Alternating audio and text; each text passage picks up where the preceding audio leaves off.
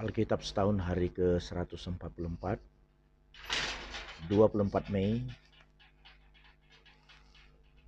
Amsal 12, ayat 28 hingga pasal 13 ayat 9. Di jalan kebenaran terdapat hidup, tetapi jalan kemurtadan menuju maut. Anak yang bijak mendengarkan didikan ayahnya, tetapi seorang pencemooh tidak mendengarkan hardikan. Dari buah mulutnya seseorang akan makan yang baik, tetapi nafsu seorang pengkhianat ialah melakukan kelaliman. Siapa menjaga mulutnya memelihara nyawanya. Siapa yang lebar bibir akan ditimpa kebinasaan. Hati si pemalas penuh keinginan, tetapi sia-sia. Sedangkan hati orang rajin diberi kelimpahan. Orang benar benci kepada dusta, tetapi orang fasik memalukan dan memburukkan diri. Kebenaran menjaga orang yang saleh jalannya, tetapi kefasikan mencelakakan orang berdosa. Ada orang yang berlagak kaya tetapi tidak mempunyai apa-apa. Ada pula yang berpura-pura miskin tetapi hartanya banyak. Kekayaan adalah tebusan nyawa seseorang, tetapi orang miskin tidak akan mendengar ancaman. Terang orang benar bercahaya gemilang, sedangkan pelita orang fasik padam. Yohanes 14. Janganlah gelisah hatimu, percayalah kepada Allah, percayalah juga kepadaku. Di rumah Bapakku banyak tempat tinggal. Jika tidak demikian tentu aku mengatakannya kepadamu, sebab aku pergi ke situ untuk menyediakan tempat bagimu. Dan apabila aku telah pergi ke situ dan telah menyediakan tempat bagimu, aku akan datang kembali dan membawa kamu ke tempatku, supaya di tempat di mana aku berada kamu pun berada. Dan kemana aku pergi kamu tahu jalan ke situ. Kata Thomas kepadanya, Tuhan, kami tidak tahu kemana engkau pergi. Jadi bagaimana kami tahu jalan ke situ? Kata Yesus kepadanya, akulah jalan dan kebenaran dan hidup. Tidak ada seorang pun yang datang kepada Bapa kalau tidak melalui aku. Sekiranya kamu mengenal aku, pasti kamu juga mengenal Bapakku. Sekarang ini kamu mengenal dia dan kamu telah melihat dia. Kata Filipus kepadanya, Tuhan, tunjukkanlah Bapa itu kepada kami. Itu sudah cukup bagi kami. Kata Yesus kepadanya, telah sekian lama aku bersama-sama kamu, Filipus, namun engkau tidak mengenal aku. Barang siapa telah melihat aku, ia telah melihat Bapa. Bagaimana engkau berkata, tunjukkanlah Bapa itu kepada kami? Tidak percayakah engkau bahwa aku di dalam Bapa dan Bapa di dalam aku? Apa yang aku katakan kepadamu, tidak aku katakan dari diriku sendiri, tetapi Bapa yang diam di dalam aku. Dialah yang melakukan pekerjaannya. Percayalah kepadaku bahwa aku di dalam Bapa dan Bapa di dalam aku. Atau setidak-tidaknya percayalah karena pekerjaan-pekerjaan itu sendiri. Aku berkata kepadamu, sesungguhnya barang siapa percaya kepadaku, ia akan melakukan juga pekerjaan-pekerjaan yang aku lakukan. Bahkan pekerjaan-pekerjaan yang lebih besar daripada itu. Sebab aku pergi kepada Bapa, dan apa juga yang kamu minta dalam namaku, aku akan melakukannya. Supaya Bapa dipermuliakan di dalam Anak. Jika kamu meminta sesuatu kepadaku dalam namaku, aku akan melakukannya. Jikalau kamu mengasihi aku, kamu akan menuruti segala perintahku. Aku akan minta kepada Bapa dan ia akan memberikan kepadamu seorang penolong yang lain, supaya ia menyertai kamu selama-lamanya, yaitu Roh kebenaran. Dunia tidak dapat menerima dia, sebab dunia tidak melihat dia dan tidak mengenal dia. Tetapi kamu mengenal dia, sebab ia menyertai kamu dan akan diam di dalam kamu. Aku tidak akan meninggalkan kamu sebagai yatim piatu. Aku datang kembali kepadamu. Tinggal sesaat lagi dan dunia tidak akan melihat aku lagi. Tetapi kamu melihat aku, sebab aku hidup dan kamu pun akan hidup. Pada waktu itulah kamu akan tahu bahwa aku di dalam Bapakku dan kamu di dalam aku dan aku di dalam kamu. Barang siapa memegang perintahku dan melakukannya, dialah yang mengasihi aku. Dan barang siapa mengasihi aku, ia akan dikasihi oleh Bapakku, dan aku pun akan mengasihi dia dan akan menyatakan diriku kepadanya. Yudas yang bukan Iskariot berkata kepadanya, Tuhan, apakah sebabnya maka engkau hendak menyatakan dirimu kepada kami dan bukan kepada dunia? Jawab Yesus, jika seorang mengasihi aku, ia akan menuruti firman-Ku, dan Bapa-Ku akan mengasihi dia, dan kami akan datang kepadanya dan diam bersama-sama dengan dia.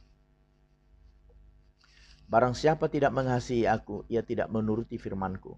Dan firman yang kamu dengar itu bukanlah daripadaku, melainkan dari Bapa yang mengutus Aku. Semuanya itu kukatakan kepadamu selagi Aku berada bersama-sama dengan kamu. Tetapi penghibur, yaitu Roh Kudus yang akan diutus oleh Bapa dalam namaku, dialah yang akan mengajarkan segala sesuatu kepadamu dan akan mengingatkan kamu akan semua yang telah kukatakan kepadamu. Damai sejahtera kutinggalkan bagimu, damai sejahtera kuberikan kepadamu, dan apa yang kuberikan tidak seperti yang diberikan oleh dunia kepadamu. Janganlah gelisah dan gentar hatimu. Kamu telah mendengar bahwa Aku telah berkata kepadamu, Aku pergi tetapi Aku datang kembali kepadamu. Sekiranya kamu mengasihi Aku, kamu tentu akan bersuka cita, karena Aku pergi kepada Bapa-Ku, sebab Bapa lebih besar daripada Aku. Dan sekarang juga Aku mengatakannya kepadamu, sebelum hal itu terjadi, supaya kamu percaya apabila hal itu terjadi. Tidak banyak lagi Aku berkata-kata dengan kamu, sebab penguasa dunia ini datang dan ia tidak berkuasa sedikit pun atas diriku. Tetapi supaya dunia tahu bahwa Aku mengasihi Bapa dan bahwa Aku melakukan segala sesuatu seperti yang diperintahkan Bapa kepadaku. Bangunlah, mari kita pergi dari sini.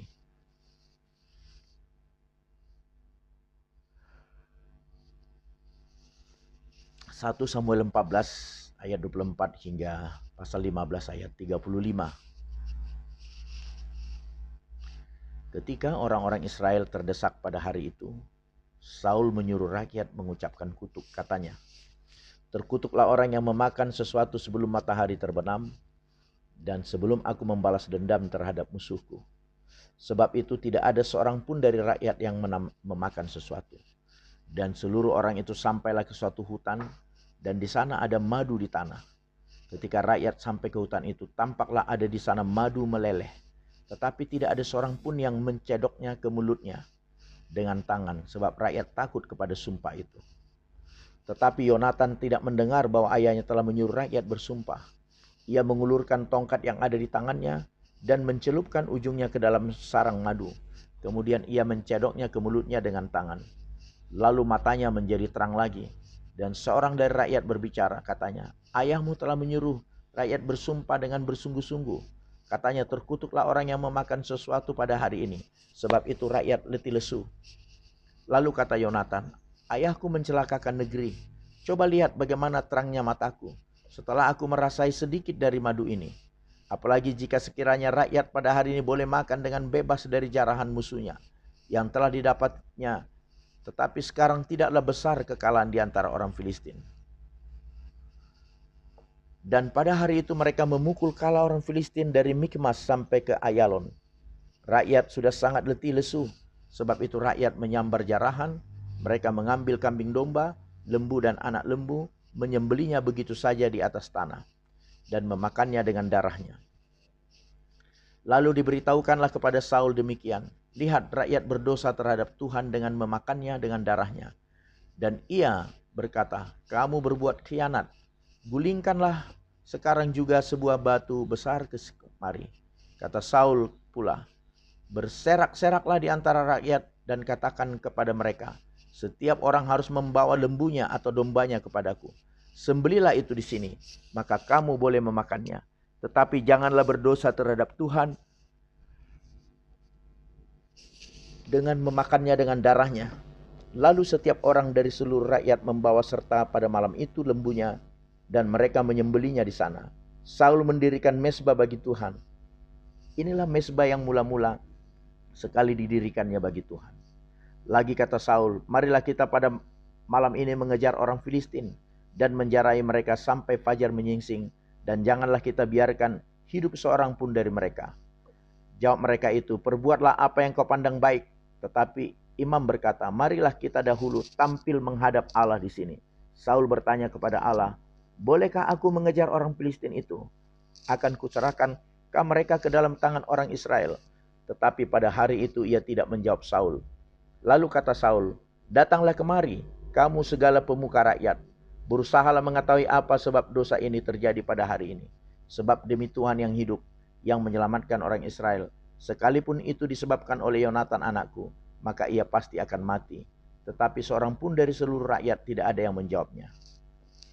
Kemudian berkatalah ia kepada seluruh orang Israel, kamu berdiri di sebelah yang satu dan aku serta anakku Yonatan akan berdiri di sebelah yang lain.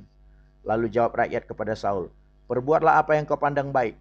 Lalu berkatalah Saul, ya Tuhan Allah Israel, mengapa engkau tidak menjawab hamba-Mu pada hari ini? Jika kesalahan itu ada padaku atau pada anakku Yonatan, ya Tuhan Allah Israel, tunjukkanlah kiranya Urim. Tetapi jika kesalahan itu ada pada umat-Mu Israel, tunjukkanlah Tumim. Lalu didapati Yonatan dan Saul, tetapi rakyat itu terluput. Kata Saul, buanglah undi antara aku dan anakku Yonatan. Lalu didapati Yonatan. Kata Saul kepada Yonatan, beritahukanlah kepadaku apa yang telah kau perbuat. Lalu Yonatan memberitahukan kepadanya, katanya, memang aku telah merasai sedikit madu dengan ujung tongkat yang ada di tanganku. Aku bersedia untuk mati. Kata Saul, beginilah kiranya Allah menghukum aku. Bahkan lebih lagi daripada itu. Sesungguhnya Yonatan, engkau harus mati. Tetapi rakyat berkata kepada Saul, masakan Yonatan harus mati? Dia yang telah mendapat kemenangan yang besar ini di Israel. Jauhlah yang demikian. Demi Tuhan yang hidup, sehelai rambut pun dari kepalanya tak akan jatuh ke bumi. Sebab dengan pertolongan Allah juga dilakukannya hal itu pada hari ini. Demikianlah rakyat membebaskan Yonatan sehingga ia tidak harus mati. Maka pulanglah Saul setelah mengejar orang Filistin, dan orang Filistin itu pun kembali ke tempat kediamannya. Setelah Saul mendapat jabatan raja atas Israel, maka berperanglah ia ke segala penjuru melawan segala musuhnya, melawan Moab, Bani Amon, Edom dan raja-raja negeri, Zoba dan orang Filistin. Dan kemanapun ia pergi, ia selalu mendapat kemenangan. Ia melakukan perbuatan-perbuatan yang gagah perkasa, memukul kala orang Amalek, dan melepaskan Israel dari tangan orang-orang yang merampasi mereka. Anak-anak lelaki Saul ialah Yonatan, Yiswi dan Malkisua. Nama kedua anaknya yang perempuan yang tertua bernama Merab, yang termuda bernama Mikal. Istri Saul bernama Ahinoam, anak Ahimaas. Panglima tentaranya bernama Abner, anak Ner paman Saul.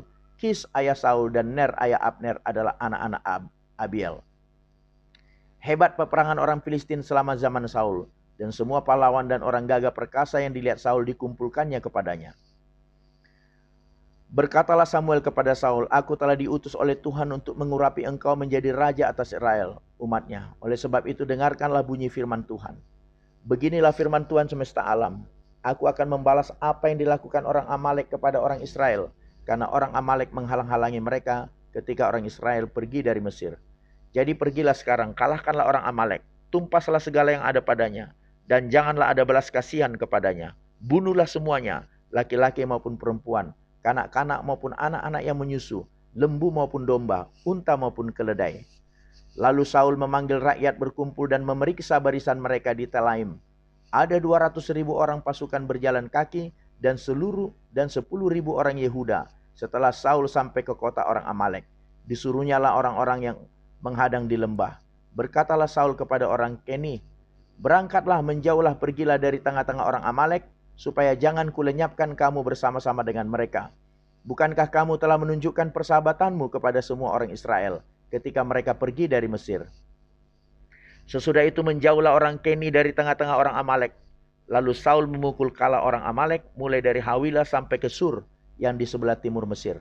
Agag raja orang Amalek ditangkapnya hidup-hidup, tetapi segenap rakyatnya ditumpasnya dengan mata pedang. Tetapi Saul dan rakyat itu menyelamatkan Agag dan kambing domba dan lembu-lembu yang terbaik dan tambun.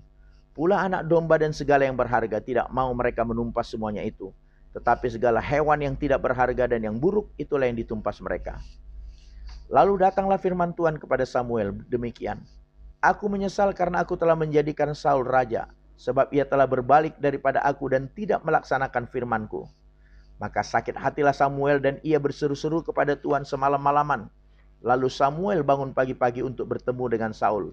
Tetapi diberitahukan kepada Samuel demikian. Saul telah ke Karmel tadi dan telah didirikannya baginya suatu tanda peringatan. Kemudian ia balik dan mengambil jurusan ke Gilgal. Ketika Samuel sampai kepada Saul, berkatalah Saul kepadanya, diberkatilah kiranya engkau oleh Tuhan. Aku telah melaksanakan firman Tuhan. Tetapi kata Samuel, kalau begitu apakah bunyi kambing domba yang sampai ke telingaku dan bunyi lembu-lembu yang kudengar itu. Jawab Saul, semuanya itu dibawa daripada orang Amalek, sebab rakyat menyelamatkan kambing domba dan lembu-lembu yang terbaik dengan maksud untuk mempersembahkan korban kepada Tuhan Allahmu. Tetapi selebihnya telah kami tumpas. Lalu berkatalah Samuel kepada Saul, sudahlah, aku akan memberitahukan kepadamu apa yang difirmankan Tuhan kepadaku tadi malam. Kata Saul kepadanya, katakanlah. Sesudah itu berkatalah Samuel, bukankah engkau walaupun engkau kecil pada pemandanganmu sendiri, telah menjadi kepala atas suku-suku Israel? Dan bukankah Tuhan telah mengurapi engkau menjadi raja atas Israel? Tuhan telah menyuruh engkau pergi dengan pesan, pergilah, tumpaslah orang-orang berdosa itu, yakni orang Amalek. Berperanglah melawan mereka sampai engkau membinasakan mereka. Mengapa engkau tidak mendengarkan suara Tuhan? Mengapa engkau mengambil jarahan dan melakukan apa yang jahat di mata Tuhan? Lalu kata Saul kepada Samuel, aku memang mendengarkan suara Tuhan dan mengikuti jalan yang telah disuruh Tuhan kepadaku. Dan aku membawa Agag, raja orang Amalek. Tetapi orang Amalek itu sendiri telah kutumpas. Tetapi rakyat mengambil dari jarahan itu kambing domba dan lembu-lembu yang terbaik dari yang dikhususkan untuk ditumpas itu, untuk mempersembahkan korban kepada Tuhan Allahmu di Gilgal. Tetapi jawab Samuel, apakah Tuhan itu berkenan kepada korban bakaran dan korban sembelihan, sama seperti kepada mendengar suara Tuhan? Sesungguhnya mendengarkan lebih baik daripada korban sembelihan, memperhatikan lebih baik daripada lemak domba-domba jantan. Sebab pendurhakaan adalah sama seperti dosa bertenung, dan kedegilan adalah sama seperti menyembah berhala dan terafim. Karena engkau telah menolak firman Tuhan, maka ia telah menolak engkau sebagai raja. Berkatalah Saul kepada Samuel, aku telah berdosa, sebab telah kulangkahi titah Tuhan dan perkataanmu. Tetapi aku takut kepada rakyat, karena itu aku mengabulkan permintaan mereka. Maka sekarang ampunilah kiranya dosaku, kembalilah bersama-sama dengan aku, maka aku akan sujud menyembah kepada Tuhan. Tetapi jawab Samuel kepada Saul, aku tidak akan kembali bersama-sama dengan engkau, sebab engkau telah menolak firman Tuhan. Sebab itu Tuhan telah menolak engkau sebagai raja atas Israel. Ketika Samuel berpaling hendak pergi, maka Saul memegang puncak jubah Samuel, tetapi terkoyak. Kemudian berkatalah Samuel kepadanya, Tuhan telah mengoyakkan daripadamu jabatan raja atas Israel pada hari ini, dan telah memberikannya kepada orang lain yang lebih baik daripadamu. Lagi sang mulia dari Israel tidak berdusta dan ia tidak mau menyesal, sebab ia bukan manusia yang harus menyesal. Tetapi kata Saul, aku telah berdosa, tetapi tunjukkanlah juga hormatmu kepadaku sekarang di depan para tua-tua bangsaku dan di depan orang Israel. Kembalilah bersama-sama dengan aku, maka aku akan sujud menyembah kepada Tuhan Allahmu. Sesudah itu kembalilah Samuel mengikuti Saul, dan Saul sujud menyembah kepada Tuhan. Lalu berkatalah Samuel, bawa kemari Agag, raja Amalek itu. Dengan gembira Agag pergi kepadanya, sebab pikirnya sesungguhnya kepahitan maut telah lewat. Tetapi kata Samuel, seperti pedangmu membuat perempuan-perempuan kehilangan anak, demikianlah ibumu akan kehilangan anak di antara perempuan-perempuan. Sesudah itu Samuel mencincang Agag di hadapan Tuhan di Gilgal.